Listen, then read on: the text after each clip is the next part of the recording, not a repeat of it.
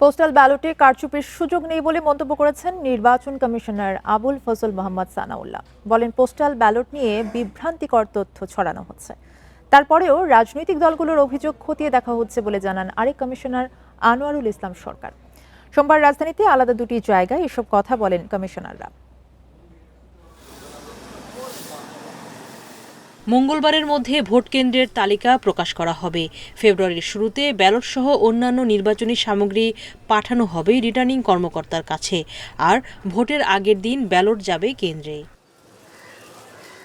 নির্বাচন ঘিরে আইনশৃঙ্খলা পরিস্থিতি নিয়ে তৎপর ইসি। সোমবার সিএসির সঙ্গে বৈঠক করেন আইজিপি বাহারুল আলম।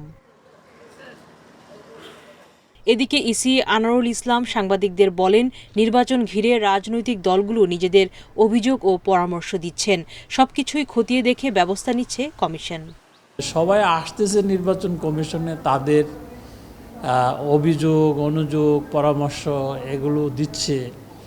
এতে করে কিন্তু নির্বাচন কমিশন এনরিচ হচ্ছে, কোনো চাপ নেই, কারণ সবাই চাচ্ছে ভালো নির্বাচন, কমিশনও চাচ্ছে ভালো নির্বাচন, নিরপেক্ষ নির্বাচন।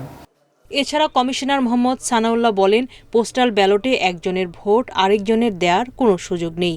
এ নিয়ে সামাজিক যোগাযোগ মাধ্যমে বিভ্রান্তিকর তথ্য ছড়ানো হচ্ছে। পোস্টাল ব্যালটের ভোট গণনার প্রশিক্ষণ অনুষ্ঠানে এসব কথা বলেন তিনি। সোশ্যাল মিডিয়ার কার উদ্দেশ্য কি আমরা জানি না, পেছন থেকে কে কাজ করছে তাও জানি না, তারা কি নির্বাচন চায় না তাও আমরা জানি না।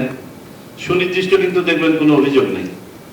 সোশ্যাল মিডিয়ায় যে জিনিসগুলো আছে এখানে কোনো সুনির্দিষ্ট অভিযোগ নেই, এগুলো হচ্ছে মানুষের মাঝে বিভ্রান্তি ছড়াবে। মঙ্গলবার প্রার্থিতা প্রত্যাহারের শেষ দিন। বুধবার প্রতীক বরাদ্দ এবং বৃহস্পতিবার থেকে প্রচারণা শুরু। সুলতানা জাহান মিতু, ইন্ডিপেন্ডেন্ট নিউজ, ঢাকা।